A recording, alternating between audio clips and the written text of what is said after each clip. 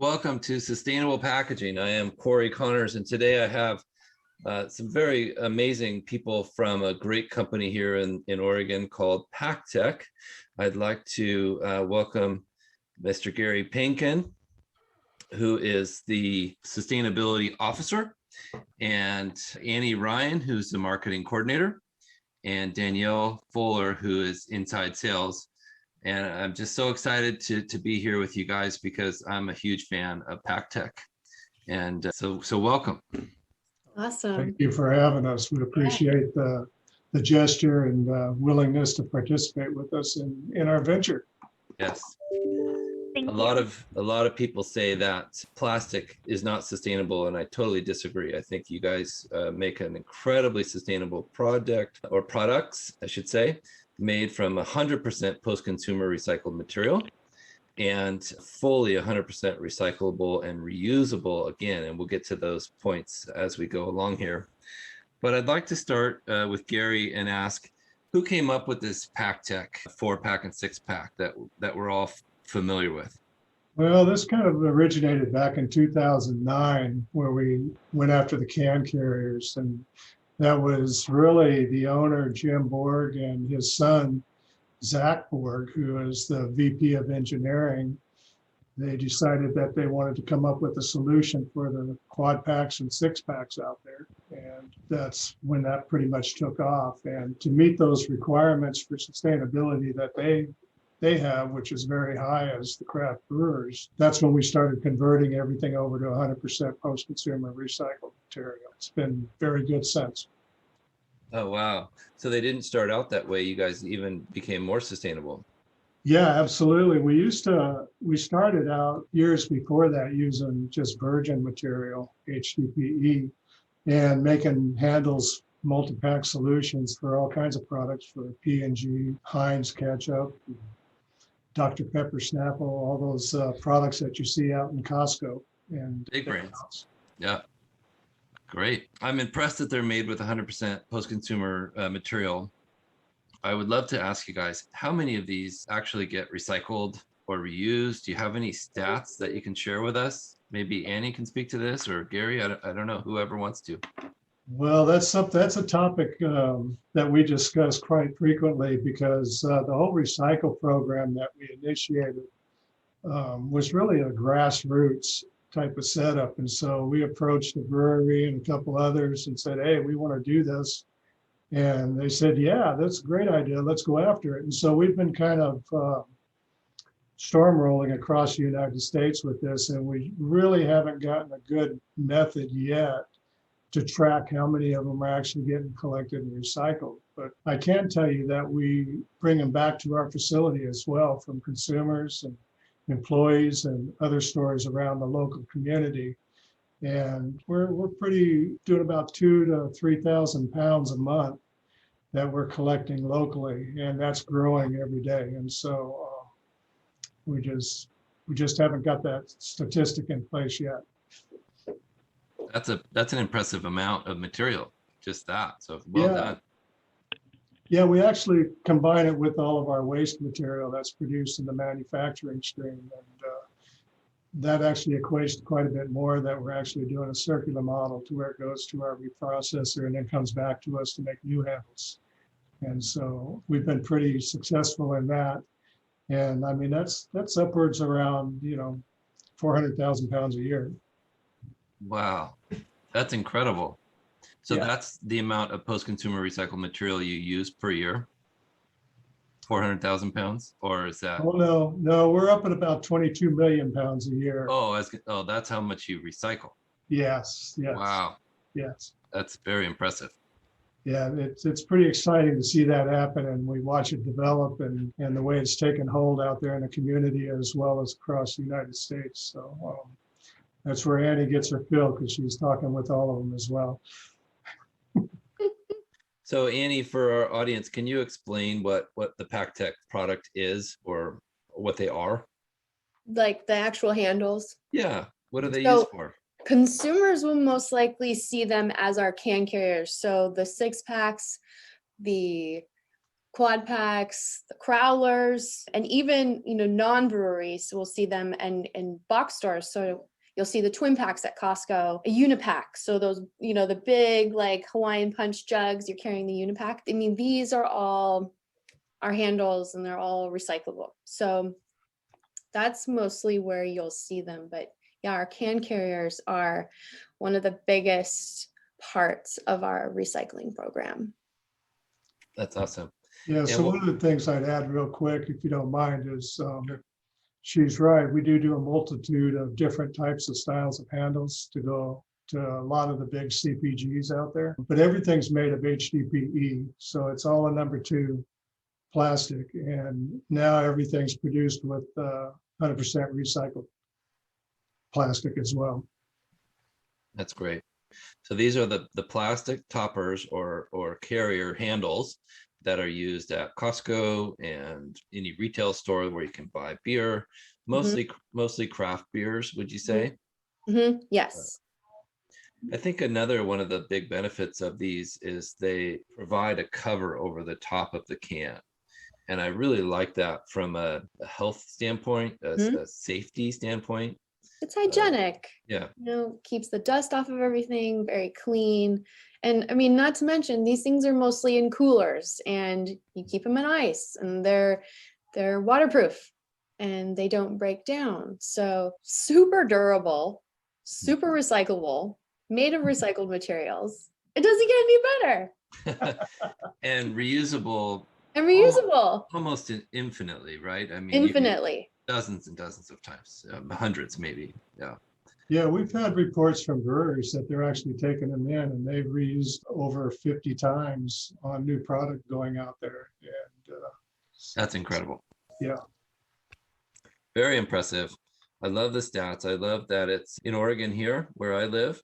And do you have any other locations or is it all produced just here in the Northwest? Right now, it's all produced here in the Northwest. We have a facility here in Eugene and we have a facility in Cottage Grove. We have another facility that's in the works, which is our new one, which is going to be here in Eugene, which is right off Burleson. Oh, so will it be a third or will it replace the other 2? It'll probably replace this Eugene facility because it's about 4 times the size, and which means we'll increase our employee count twofold, which would be fantastic for the community as well by offering a lot of jobs for the area. I visited your factory and it is very impressive. Thank you. Oh, good. When were you here? It's been, maybe 2 years. Oh, cool. But very impressive, very clean, a lot of happy people working there. So it's really cool to see. Yeah, we have a fantastic culture here. Yeah, the environment is great, and kudos to the owners of the company is that they're very, very adamant in making it a good, friendly atmosphere, and as well as an environmentally friendly atmosphere. That's really good. And that I think is a great segue into my next question. What are the sustainability goals that Paktech has right now?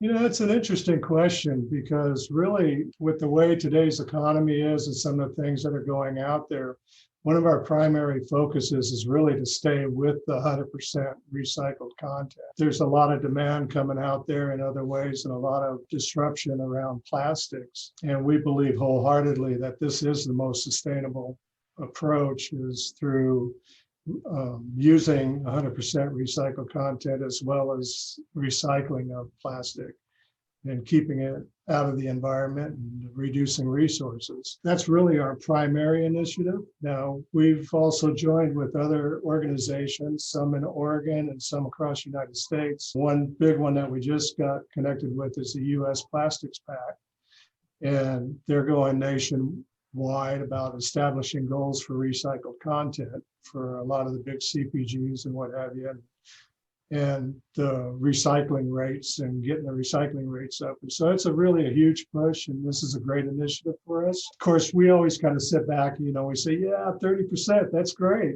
Recycled content. We're going, okay, we've been doing that since 2012 at the 100%, so catch up. Yeah, speaking of Heinz, right? Catch up, let's go. Yeah, exactly. it's you guys are a real pioneer, which is one of the reasons why I wanted you to be one of my first guests on this podcast. And Oh, thank you. so well done, and kudos to you. Yeah. I I just want to mention one of the initiatives around that is also our recycling program. It's a huge undertaking that we've seen grow leaps and bounds just over the last year. And we want to see that continue growing. And so that's a huge initiative on our part, is to make sure we can connect breweries and other collection sites with the right reprocessors and keep our products in the recycle stream where it belongs. So you guys provide a corrugated container at a brewery or a restaurant, and patrons will fill those up with the Paktech handles, right? Yeah. So it's actually a blue recycle bin. Yeah. And Okay. we have them branded, so it's easy to recognize and easy to participate. So we have about almost 600 participants. Wow. Nationwide, and even Canada. We're ramping up in Canada, and even sneaking a peek into Australia, which we're working on. So we're taking it international now. So we add about, I want to say at least 5 to 10 participants a week, if not a day. This program is just growing wings and taking off. And I mean, I couldn't be more passionate about this. It's really exciting to see, communities and breweries who use our product to recycle, and to recognize and to be educated that this product that I'm using is a sustainable product, and it could be reused again and again and again. So let's recycle this. And we wanted to have these bins out there available, instead, and to create an awareness for not even, in some places they are curbside recyclable, but in some places they aren't. And we're really taking that responsibility to keep it in the recycle stream, just like Gary said. So it's very impressive. And the fact that you using 100% PCR means it's already recycled. It's already recycled. It's already in its second life. Yeah, I love to make that point. This is coming from the waste stream, and this is plastics that we're keeping out of the oceans, parks, and the environment as a whole. And just put it in perspective, we've probably used over 600 million milk jugs, keeping that out of the oceans and landfills and giving it a second life. And so now we're actually trying and working very diligently to give that material third, fourth, fifth, and sixth life, and keep the value of it active. Oh, that's over wonderful. 500 million. That's incredible. Over 500 million. Huge numbers. And a lot of people don't realize the HDPE milk jugs are incredibly recyclable and can be used to be turned into things like Paktech, which is so great. What a great circular system. So this leads into my big question I'm asking everybody: can packaging be sustainable? That's a great question, and obviously we'll say the obvious answer, absolutely. And I think it's about being smart with how we use those materials. There's unfortunately a lot of alternatives that are coming out to market to try to replace existing packaging. And unfortunately, and what we get concerned with is people not really understanding the full impacts of those alternative materials. You take corrugate, you take bioplastics, you take some of these others, and they're just not as sustainable as reusing material over and over again, for the simple fact, just one primary fact, is we're reducing and eliminating the use of our natural resources by doing this, and we're saving energy, and we're helping with climate change. And there's just so many areas that this improves the impact that I believe it can be very sustainable and get away from the multi-layer and get away from those ones. There are plastics out there that aren't right and they're not recyclable. But if it's a recyclable packaging, then absolutely it can be sustainable. And what you're referring to is pushing for and urging people to use mono materials, like single ply plastics, right? Absolutely, absolutely. You don't want to put in a lot of ingredients, a lot of additives, which a lot of these do, like you said, multi-layering, where you have your cartons that have a plastic layer on the inside in order to keep the moisture in and keep the wet from seeping through. Well, that's not recyclable. We just don't have the means to separate that.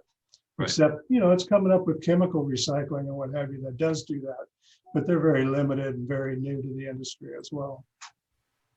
Yeah, great point. And I'm hoping to see, and I think we will continue to see new developments in that kind of area. Yeah, we're anxious to see that as well. I think it's a little bit far out there to get it established. It's expensive. It's very high energy. It's not the most efficient, but they're developing as they go. Even our mechanical recycling, they're developing that to improve as well, so that they can recycle more variety of materials. But in our current state where we're at now, it's best to be a mono plastic without any types of additives and other things that would change the structure of that material. Right. It's impressive that you guys were able to develop these with just one material, and it works so well. Yeah, hats off to our director of operations and the entire team here.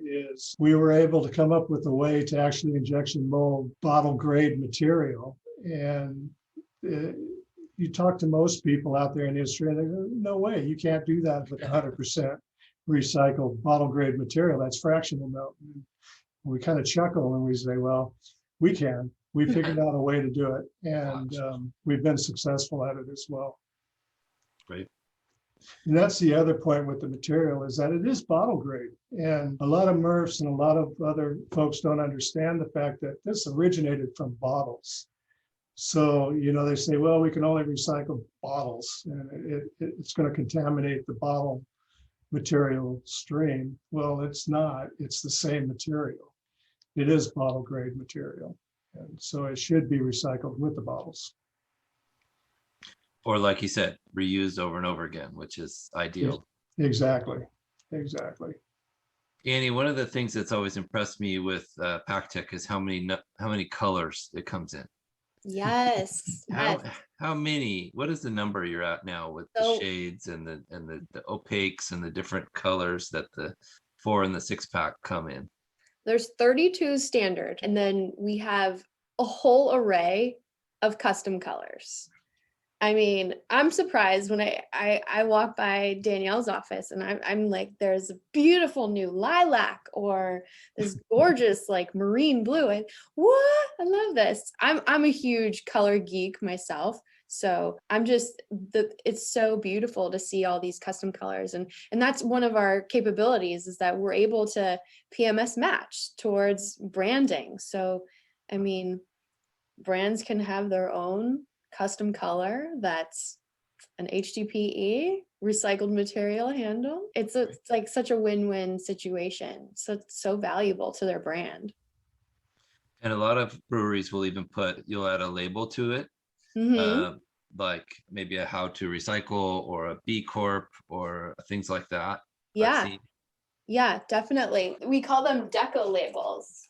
I have one right here. Yeah, so these deco labels, I mean, it's also a great opportunity to have the brands put whatever they want, messaging on their logo, whatever. And these, for example, Cory, you're going to get a kick out of these. These are our pack-to-pack handles. These are made exclusively from Paktech handles back into Paktech handles. Yeah, so it's this really cool gray color. That's sort of the color you get when you mix all the colors together. Pretty versatile color though. Goes with everything. Yeah, I love it. And that's what it's all about for sustainability in my opinion. And yeah, just well done, everyone. So how can we get a hold of you guys if we want to talk to you about a project or purchase Paktech handles? Yeah, our website. Just come on down to the website. We have just a general inquiry, just questionnaire, just fill that out and we get right back to you as soon as possible. And also with the recycling program. And even if you're not a participant, you don't have a bin, but you are a beer lover and you have a stack of these handles at home, which I'm sure after the pandemic, I get a lot of emails.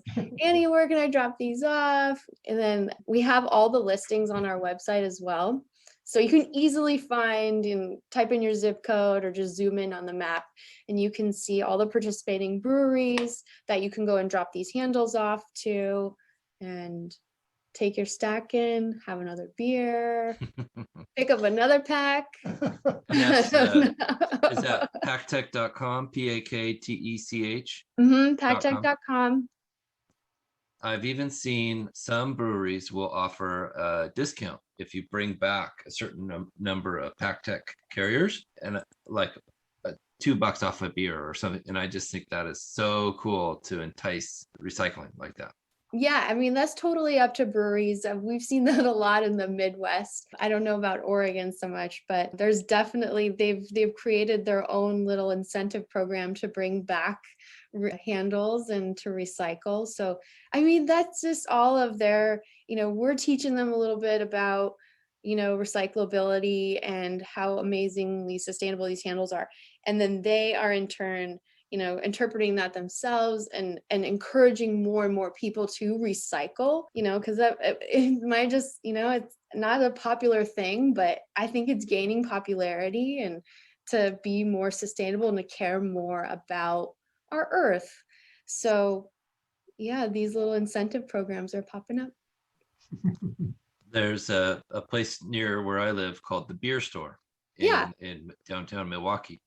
And they have stacks to 5 feet high, and you just go over and you grab one, and then you can go to the coolers and pick out your beer and it's immediately reused and just reused. Yeah, and people will bring them back in, and it's just a wonderful program. So well done. Yep. That's why we say don't cut them up and destroy them, because they do reuse them as well. Mm-hmm. That's right. Well, thank you guys so much for your time. It's been my honor and my pleasure. Well, thank you for having us. Thank you.